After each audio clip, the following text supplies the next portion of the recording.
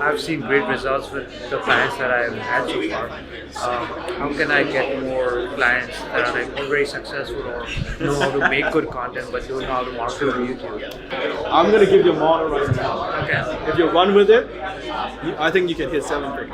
Really? Yeah. I will give it to you right now. Okay. Hey everyone, it's Anand back again with Ranbir. And in case you haven't been watching our videos, I used to have an online business where I did a lot of fitness coaching, and now I have a different online business, which is I do video marketing for other entrepreneurs. And my friend Ranbir over here runs San Jose Barbell, which is probably the best gym in the city, to be honest. This is where I train personally, and you're also a successful online entrepreneur. So, both of us are entrepreneurs, and one of the basic things you need as an entrepreneur, probably the most important thing, is to make sales, right? So, and both of us, would you say you're a big proponent of investing in yourself? 100%. I think if I wasn't, we would not be in business, 8 years later. So, yeah, absolutely. For sure. And I'm a relatively new entrepreneur. I come from the corporate world where I've never been in sales. Yeah. And my background is in marketing, which is like way top of funnel. Yeah. So, things like social media and advertising. And to me personally, I just don't know how to sell. Yeah. And it's just something I'm having to learn because of my business now. Yeah. So, I was looking up different programs because this is one skill I need to develop this year.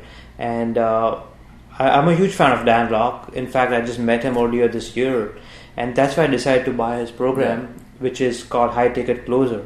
So this video is gonna be like a recap of what we learned week by week, and this is like a 7 or 8 week program. It's a live program, and they also give you recordings. But both of us decided to invest in it because it's gonna be, Dan Locke is very well known in the industry, especially for selling high ticket items.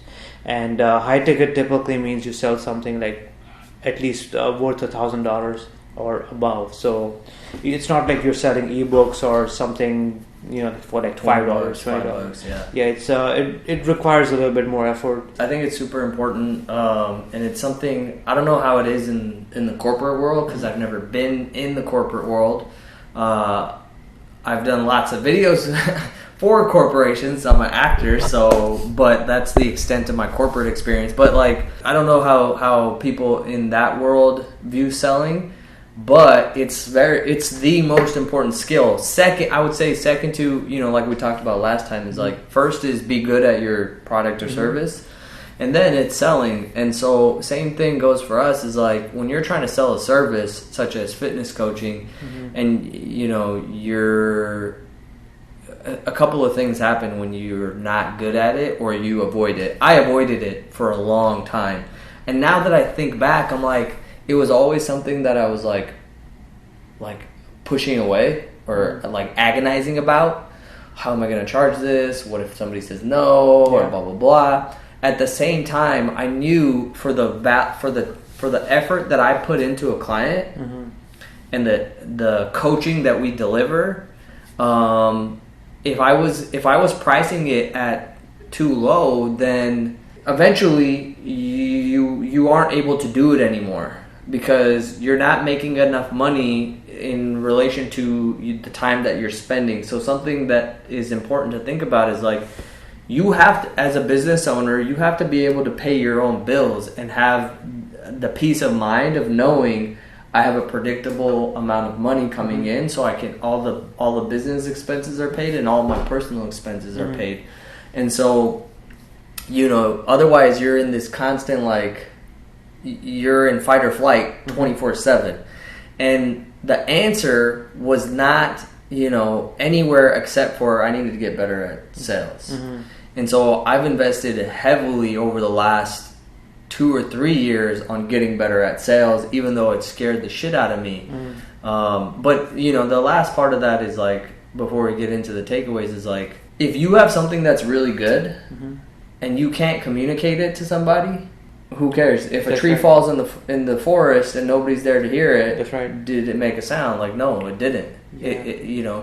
You have to be able to guide the customer to making the right decision. Right. Because I know for a fact, if somebody invests with me, their entire life is changed forever. What price are you going to put on that? They'll never have anxiety with food again. If somebody's 30 years old, we're living 80, 90, whatever, that means they're getting 60 plus years of benefits for something that they're, might seem like very expensive in this moment. Right, and I think at that point it's almost your obligation to sell to them, because you know for a fact that if you don't sell them, then they're not going to benefit from it, right? Because you can have the best marketing, the best product, but at the end of the day, that's why it's called closing, right? Yeah. You have to close the deal somehow, whether they sign up for your coaching program or they make a payment, whatever it is, just guiding them through just closing the sale basically.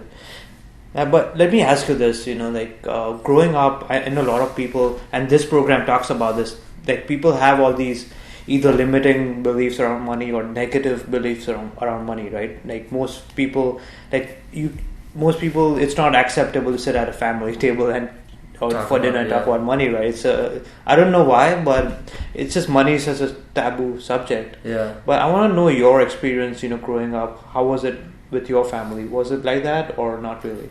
I grew up in an entrepreneurial family, so for me, this is a slightly different perspective, I guess. But my dad came here. My dad's been an entrepreneur. He's been working. He's always worked for himself. Actually, he came here when he was 19, got jobs,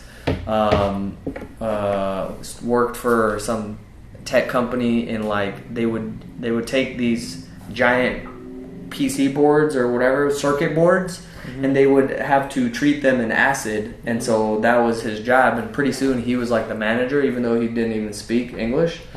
But at the same time, he was saving up money, so then he bought his own businesses, convenience stores, and that's what he's been doing ever since. But so the conversations around, he always encouraged talking about it. Yeah. He always encouraged, making sure you're taking care of yourself and your family. And so it was weird because myself, I had some issues in my own head for I don't know why, but I didn't want to discuss it, right? And I think people agonize over why stuff happened or why they were a certain way, and they need to figure it out. I don't think you need to figure it out. I think you can. The more you try to figure it out, you keep all of those emotions alive. Right. So that's kind of how it was. I think I was in a very fortunate environment because I saw the value of it. One thing I will say, I don't know if you want to get into some of the takeaways. Yeah, we can. But because this plays perfectly into the first one, is the conversation was always about hard-earned money. You got to work hard and you got to, money is not easy. Even though, my dad has been extremely successful. Yeah. But the attitude was always, you got to work hard. Yeah. And I think we kind of, misconstrue that, and we made it. I made it into something I have to do the same thing, and I have to work physically at a store or whatever, 16-hour days and whatnot, and I have to deal with people that whatever, and it's just a lot of stuff, and I'm it doesn't have to be like that, because the hard work, if there's something that you enjoy, it no longer becomes hard. Also, if you develop a skill, right? I've taken 15 years plus to develop the skill of getting very lean and very strong, and I can get it down to this. If you have a valuable skill, it actually looks easy. Yeah, it looks effortless. Yeah. So I charge money based on my 15 years of experience, and taking your time and effort down to this versus what it's going to take you otherwise. Well, I would say you put in a lot of work upfront that now you can make money faster, right? So I think of it as if you have a typical employee, then they trade time for money.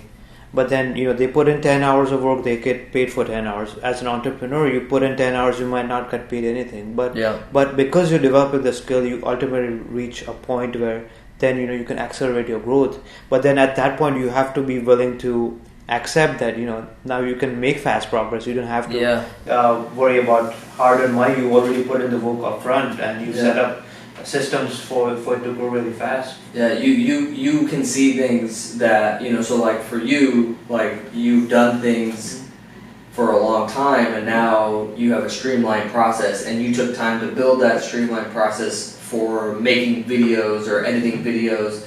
And now, I don't know, like you were telling me last week, it took you however long to do, a process of editing, and now like you have a system and you have people who just do it, and it's easy. Actually, when I started, this was just a few months ago, I had zero process. Like, I wasn't even using any sort of project management tools. Everything was done through email. Like, I would tell my editor, I would type out every single thing for every single video. Hey, edit this here. Then we would do, like, go back and forth and just spend hours and hours on each video. And now it's like, we use project management tools for Credo. We have our SOPs set up. So even if I bring on new editors, they know exactly what to do because everything is laid out for them. So definitely, it's a work in process, but but getting back to your point, people, the program says people almost take pride in like hard-earned money, but there's not. According to the program, there's nothing noble about being poor or broke. People say, oh, I'm poor, I'm a simple guy, but then at the end of the day, you have to ask yourself, is that really the case? That's interesting, and I think for me personally, I don't know about you, but like a lot of things get into the spiritual realm for myself, as far as like what is, whether you go to a particular church or religion or whatever. I like to think of things in that sense, because I think that's for me, that's the goal, is like to feel good and to enjoy my life is a spiritual pursuit for me. And when we begin to think in those ways, then basically that's coming from a place of scarcity or lack, or scarcity or abundance. And if you really believe in God or the universe or however you want to portray that, right? Then how can you say, or how can you have those feelings of, there's not enough. Like I'm being poor is better. So that means you don't have an understanding of what abundance means, because everybody can go to the ocean at the same time, grab a bucket of water, and the ocean is never going to be depleted. Right. But I like the point that he made, that if you're not making money, it's probably because you're not bringing money to the marketplace. Because if you're bringing value to the world, then people are going to pay you for it, right? If you provide good products, good services to people, they'll happily pay you. So or even your employer, right? Maybe you're not bringing value to your employer, and they don't see enough value to pay you enough, or to keep you. Maybe you're just dispensable to them. So you gotta, and again, it comes down to skills. So what he said was, his pursuit is to work on his skills, work on himself, so he can improve his value in the marketplace, so that he can bring more value to the world, and then he can attract more wealth that way. And I think the same thing goes, and you can confirm or deny, like for corporate jobs, it's like if you're doing a phenomenal job, but you can't communicate it to your employer, like they're gonna, not saying this is always the case, but from what I've seen and heard from people, like they'll try to keep you at that pay level and they know you're capable of this, and they'll ask for this, they'll be getting this, but you gotta ask, like if you know how to sell yourself, like, hey, look, man, like here's what it is. And so there's a lot of, I think selling it's a weird word, but I think it's just good communication is what it is. And what I really liked was they said the number one sale you can make is yourself. Because I feel a lot of people lack like self-esteem. Like that was my case. Like when I was working my corporate job, I could never ask for a raise or anything like that. Because I feel like I lacked the confidence in myself and self-esteem that I'm worth this much. And Yeah. because most people think Did you talk to other people who felt the same way? Like, not really, no. Or did you even did people even bring it up? No, no. So my thing is I'm like very introverted and Yeah. very and plus at work it's like you can't talk about these things. Yeah. It's like you don't discuss your salary with other people. It's not you're supposed to do that, right? So that was one part, but I was like very much like isolated. I just like to work by myself. I just like to do my job and leave basically. I've like ever since I've started my entrepreneur journey, I became a lot more social because then I'm it can get lonely, so then you hang out with other people Yeah. with similar mindset. But at the job, I could never relate to other people. Yeah. And all the jobs I've had so far, everyone's like really much older than me, like 10, 20 years older than me. So it's not like we were hanging out or Yeah. so. Yeah, I never did that, but I feel like if you're really sold on yourself, so what I mean by that is when you say that you are the best trainer in the world, then that means you're sold, right? Then Yeah. it becomes so much easier for you to sell to people. Whereas if you have doubts, you're like, maybe I'm not that good. What if I can't give them results? Like there's that doubt. Then it's gonna come across when you sell. So no matter, like I can give two people the same script to sell, but the person who's more convinced, It's going to come out different. it's gonna come out way different, and it's all sub communication at the Yeah. end. So that's something that I really liked about the. But one thing I liked was the Matrix analogy, Yeah. which is probably one of my top 5 movies of all time. Yeah. And we like to reference the Matrix for so many situations, and in this case, he was like most people these days, or people just live in the Matrix. They just live life as someone else told them. And when you try to change or something, it's like almost like you're stepping out of the Matrix. Yeah. And And everyone's like, what? Yeah. Or even not even other people. Like you do that yourself. You're like, Yeah. oh my god. yeah, it's I a can't do resistance. this. Yeah. So I really like the analogy. And he said he was saying you can either take the blue pill or the Yeah. red pill, but once you take the red pill, then I can show you how deep the rabbit hole goes. I feel like people who are already taking this course are already pretty aware of those things. Otherwise, they wouldn't even invest this much money. It's not exactly a cheap course, right? So, Yeah. but yeah, it's just something to keep in mind. I think what they were trying to say was when you try to do something like this, or even talk about money, improving your skills, selling more, people are gonna try to bring you down, especially your friends and family. You can never relate to these things if they're not in the same situation, right? So I think they were trying to make us aware of that you're gonna face a lot of resistance, Yeah. and people are gonna even call this program a scam and all that. That's so. Again, I always tend to start taking things into like how I've learned stuff, which is there's a very deep spiritual side for all of this for me, but it's like when people say stuff like that, like you're gonna face a lot of resistance, and they're like people are gonna try to bring you down. I think first and foremost, like that's a reflection of stuff that is going on in your own awareness. So you're seeing it because you're feeling it and you're thinking it. You know what I mean? And when you don't have that confidence, then the people around you will display that back to you or mirror that back to you. They may not know why, but like that's just you'll see that. Yeah. And I think the more certain I become. And I'll tell you this, so like I'm an actor. It took me a long time to share anything about, like I was already 6 years into acting, and I had done national commercials, and I was afraid to say, oh yeah, I'm an actor. Like I'm a professional actor. I didn't put it anywhere public. I didn't share any stuff because I felt like I didn't have the confidence to say like, here, this is me. Like I do this. Was it like imposter syndrome? You would say, you don't think you're claiming. I mean, you don't want to claim to be something you're not, even though you are. But yeah, I think so. And I was like afraid of like, well, what if I say that and then I never book anything ever again? Yeah. Right. Yeah. It was stuff like that. But the moment I put that label on myself, and then my goal was then to decrease my resistance, decrease my uncertainty. And the more confident, the more certain I became of like, this is who I am, like the more it was reflected in my reality, and the more that, and then that fed into I believed it more, then it reflected back even more. So like, I got more jobs because of that. I did auditions differently, more confidently because of that. So a lot of things happened when I, put that label on myself. And so to go back to the point of like,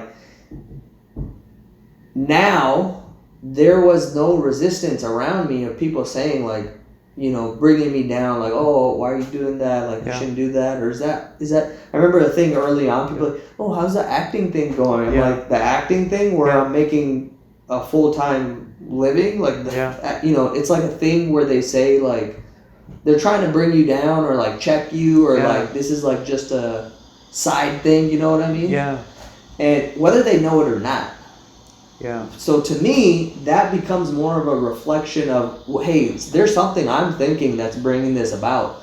And nowadays, that doesn't even happen. And if it did, I would be like, I don't even register what you're saying to me, sir. Like, what are you talking about? That's interesting. I've faced a similar situation myself where, I was, because I was working my corporate job, I was like, and I had my business on the side, which was fitness coaching. I never call myself an entrepreneur, right? I'm like, oh, I'm working on this side hustle, or I do some fitness coaching, but I wasn't like, I'm a coach or I'm an entrepreneur. You were checking yourself. Like. Yeah, and that's interesting because yesterday I was on the Ask Gary Vee show, and Chase Jarvis was a guest, and I know he told me the same line twice, which is, how are you going to stand out? The only way you can actually stand out is by being unapologetically, no questions asked, you. Apologizing just to be themselves, right? Which is crazy. Hurt somebody's feelings or somebody's going to say something to you. Wow. We all do that. I mean, I'll tell you what. So I made a video. I've been making content for 8 years now around fitness and stuff. And there's things that I wouldn't say that I felt because I didn't want to hurt somebody's feelings. There's a difference between hurting feelings and because of what somebody's going to get sensitive about what you believe to be true and being an asshole. So I'm not saying be an asshole, right? But I'll give you an example. Sports. I think sports are fucking dumb. Like, to watch professional sports, and to be fair, I would never have said this in the past because I'll be like, oh, what if these people like sports and they unfollow me or they say something, right? I watch sports occasionally. Like, I think during, like, when it's like the playoffs, I'm like, oh, that's interesting. Yeah. But I'm not going to go watch another person go play a game. Like, I want to go play the game. So then when people tell me, like, oh, they can't do X, Y, or Z that they really want, like, oh, I really want to get in shape, but I'm going to this tailgate and I'm going to get drunk on every Sunday. Hey, Sundays are off limits now because it's football season. I'm like, that's fucking dumb to me. Yeah. And so now I'm not going to be mean to somebody, but I will voice that, and I'm not going to, be afraid of what happens because of that. Because that's just my opinion, and that's okay. Yeah, so you know you're being honest, and you're also okay with the consequences. Yeah, so, exactly. So if they decide to judge you, you're okay with that. If they don't, that's fine too. If they unfollow me, that's okay. If they write something, that's okay. That's actually it doesn't matter. That's actually the number one root of marketing, in my opinion. It's like if you try to satisfy or make everyone happy, you're not gonna make anyone happy. Yeah. And as a marketer, you gotta be okay with excluding a lot of people. Man, that's tough. Yeah. That's tough. I'm saying this very confidently right now, but it's something that I work on like daily. Yeah. And I know I'm gonna, it's not gonna be an issue at all at some point. But have you ever read I'm not going to remember his names, but it's like one of the greatest copywriters of all time. And he had the silver marketing bullets, the 21 silver marketing bullets. It's called the 22... Gary Bensavenga. No, it's all Reese, I think. Eric Trout and all Reese, the 22 immutable laws of marketing. No, that's different. Oh, okay. But anyways, the reason I brought that up is because... and by the way, he put these up for free, so this would be great for anybody who wants to. Yeah. So the very first thing is what you're talking about, which is the Credo technique. And I think it's very valuable. Is like the Credo technique. This is bullet number 1. There's 22 bullets. Stand for something and you'll never stand alone. Basically, he was saying, like, you have to take a stand. You can't be, because you're trying to make everybody happy. Like, you have to stand for what you believe in. Everybody says that, but I don't, and, you know, it's like a cliche, but the power of that is, like, unbelievable. Yeah. You know? Yeah, and actually, Dan Locke, he was a speaker at one of the mastermind events, right? And he was giving us tips on creating content. And I distinctly remember one thing he said was, if you don't have haters or dislikes on your content, that means your content is like too vanilla, too plain, and you're not gonna even attract people to support you, right? Because it's just so bland. No one cares about it, including yourself. You're just trying to play it safe and make content not to offend anyone. Whereas, I mean, even if you look at the president, like, at least half the country hates him, right? But I think that's why part of the reason why he's, like, you know, has so much, if you want to call it success or whatever. Yeah. But, like, he's accomplished a lot of things. I think that's probably one of the reasons why. But at the end, I always go back to, like, you know, that doesn't mean be an asshole. It just means, like, if you believe something and you think it's valuable, it's been valuable to you, and you think it's going to help other people, you need to, like, you can't be shy about it. Like, I used to be shy about telling people they need to track their fucking calories. Like, if you don't fucking track your calories, you have no clue what the fuck you're doing. And you can live in this world of, like, you know, limbo of maybe getting results, maybe not. But, like, now I'll just straight up, like, I need to tell you, this is what I believe in from my experience and my work and my own experimentation. And you need to do this. If you don't like that, then I'm not the guy for you. And actually, that point brings me to what he calls he calls it wealth killers, and the number one wealth killer was there's no commitment. So he talks about commitment versus interest, and he's like, most people are, like, interested, right? And, like, I'm interested in losing some weight, you know, but that's not commitment. So that's how most people think, right? They're like, you know, if they were committed to losing weight, they would make sure to count calories. That's what I did. And in case you don't know my story, you know, I tried losing weight. I wasn't committed. I was, like, overweight pretty much all my life. I was obese, and until I made that commitment to lose all the weight, I was able to transform myself, you know, lose, like, whatever, 125 pounds. But you need that commitment. Same thing with money. And okay, so what was your biggest takeaway that you learned in week 1, and what are you looking forward to in week 2? Week 1, I would say, you know, the homework is important. So creating your vision board, writing your letter to yourself about why you're doing it,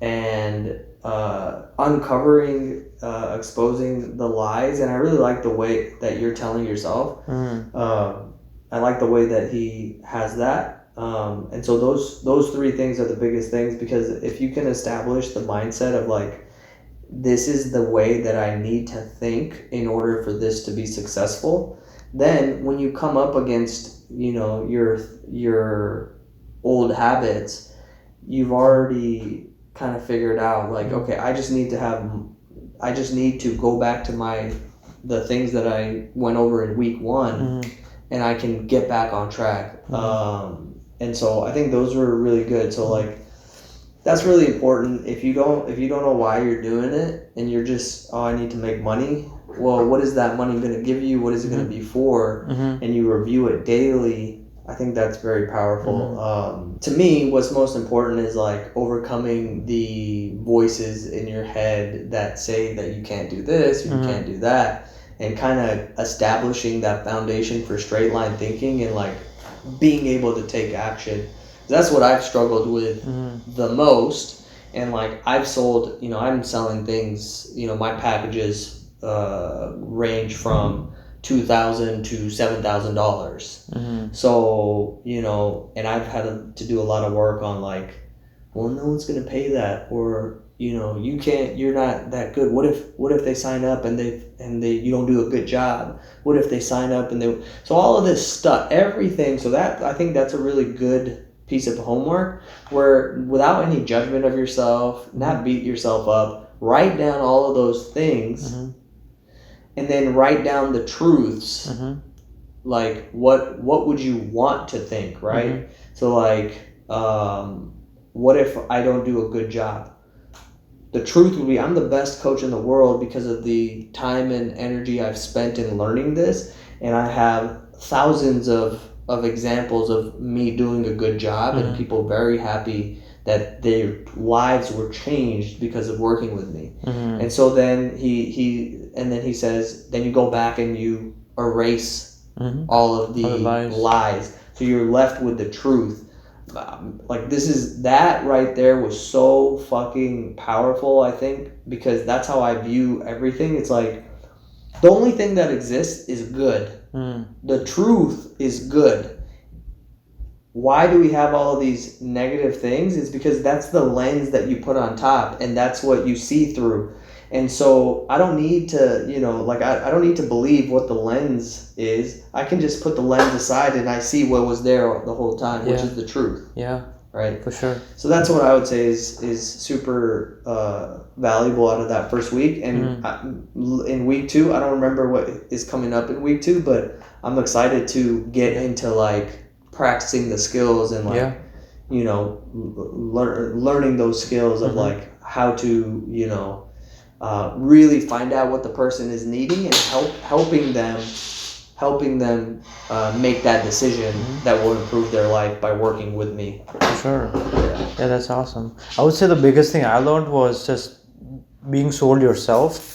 Because if you're not sold and if you're not confident in yourself, if you're not certain, there's no way you're gonna be able to successfully sell anything. Yeah. So it's almost like, even if someone told you to sell something that you know for a fact is like bad for them, then you're not gonna be able to sell it, because subconsciously you can't communicate very effectively or very confidently, and just accepting the fact that, or being confident in yourself.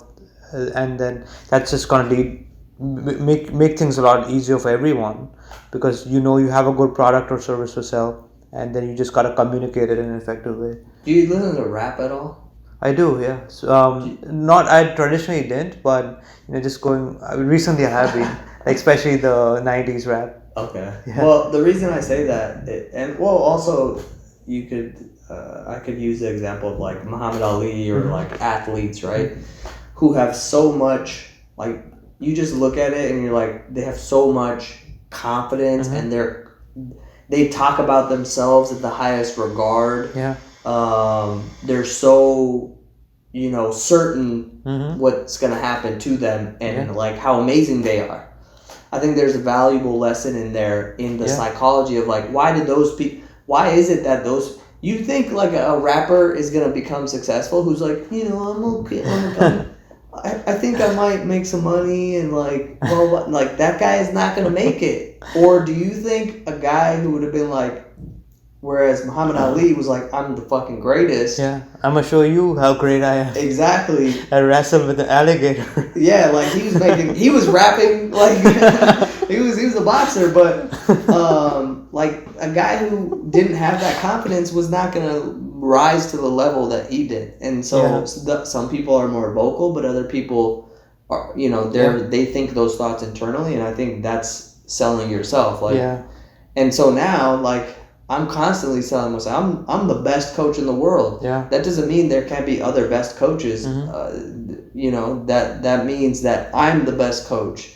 And if you work with me, you're working with the best person in the world. And I have to believe that. Otherwise, I'm not going to tell you like, yeah, man, like if you want to work with me one-on-one, it's $7,000. And if I don't believe that, you're going to be like, you're going to be running. For sure, yeah. So, you gotta fix the mindset first. And so I'm glad actually I wasn't expecting, by the way, these these classes or these live coaching sessions are like 4.5 hours long. So what we covered in this short video is like nothing. This is just us almost like we were gonna do this anyway. Just recap because one way there's like a few ways you can learn. One is to learn by yourself, but then if you want to make it better, it's better to like discuss it with someone. Or the third way is to actually teach someone.